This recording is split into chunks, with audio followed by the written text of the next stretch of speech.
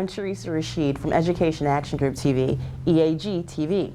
Our founder is Kyle Olson, and he joins us now, and we're going to talk about the film Kids Aren't Cars. Kyle, why do something like Kids Aren't Cars?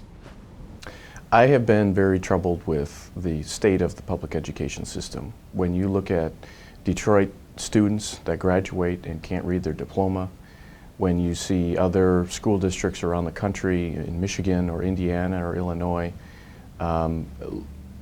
spending huge sums of money, not being able to account for that, not seeing increases in student achievement, I am concerned. And so what we try to do is look at the different things going on in public education, bring attention to that, educate the public, and urge them to do something about it.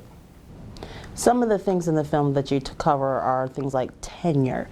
How does that affect public education? Because a lot of people will see that and they still might not understand what exactly is tenure and why does it need to be changed.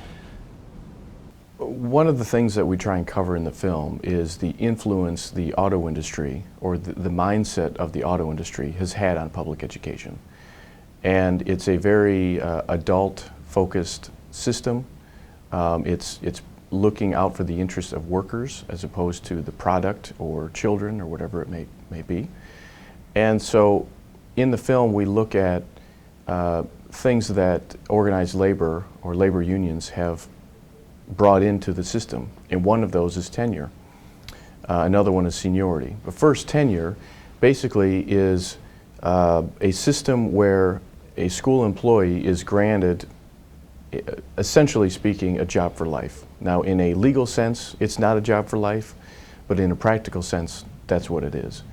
And so when employees become burned out or they're ineffective or those types of things, because of tenure, it's very difficult to remove that employee. And so we want the public to understand that, that it has a detrimental impact on student achievement, and those types of things. And then the other issue, of course, is seniority. And that comes directly from the auto manufacturers' collective bargaining agreements. You can look at those and see. That's what they talk about. And that, of course, is last hired, first fired. And so when a school district is looking to trim down its staff because of budget concerns or declining enrollment or whatever it may be, they look at how many years someone has been in the system, not how effective they are at delivering a quality education to children. And studies are coming out showing that that is having a detrimental impact on student achievement, and that needs to change. Because it's so important to have the best in front of kids, because I saw a study that if a child has an ineffective teacher, that they're going to fall behind for the rest of their school career. I mean, how ridiculous is that you would let a child, maybe say in the 3rd grade, sit there through an ineffective teacher that school year and learn nothing.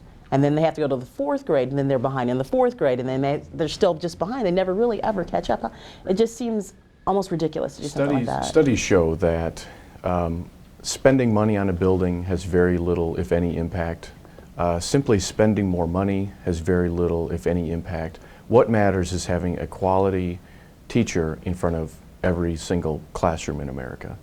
And so the question, of course, is, well, how do we determine that and how do we assess that? Because there's been very little assessment going on in our public schools. As Albert Shanker talked about, it's basically boils down to how many years you've been there. And for some reason, people equate the number of years with your success. And clearly that is not the case. I mean, that doesn't work that way in the private sector, and the same thing with the public sector or in our public schools. And so that has got to change. You know, another thing that has to change, I think, is parent involvement. I think parents need to be more educated about what's going on in their schools, and they need to know what they can do if they have a child who is attending what some would call a failing school or even a dropout factory where the kids just aren't getting the education they deserve. And that's, in doing this project and in doing our other work, we encounter parents all the time that are overwhelmed by the problem. They're discouraged by the education that their child is receiving, and they don't know what to do. And there's several things that parents can do. that I would encourage them to do. One is look at all the options you have in your community. Don't just look at your neighborhood school, but is there a charter school? Is there a private school, if you can afford that? And then know your teacher. Get to know your teacher. And I mean, don't be a micromanager of what's being taught and those types of things, but be engaged with your teacher on a regular basis. Ask how your child is doing, if there's issues, and be engaged in that education process, because ultimately parents need to own that education process. We can't leave it up to teachers and schools. It's got to be parents.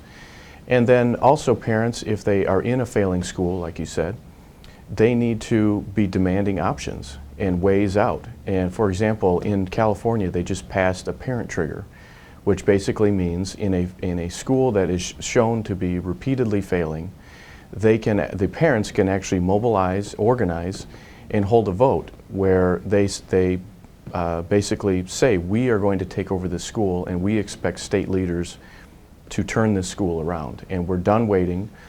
We are done with the excuses. We're done with the bureaucrats saying, well, just give us a little more time. We don't have time to wait.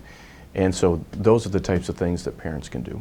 Now, some other things practical, I think maybe emails. Would that be good if I'm a parent, just to kind of, if I'm not getting a response from the teacher, maybe even have to go to the principal and email that way, because you do want to know how your child is doing on a regular basis. That's right. And interact with the principal. Contact the school board.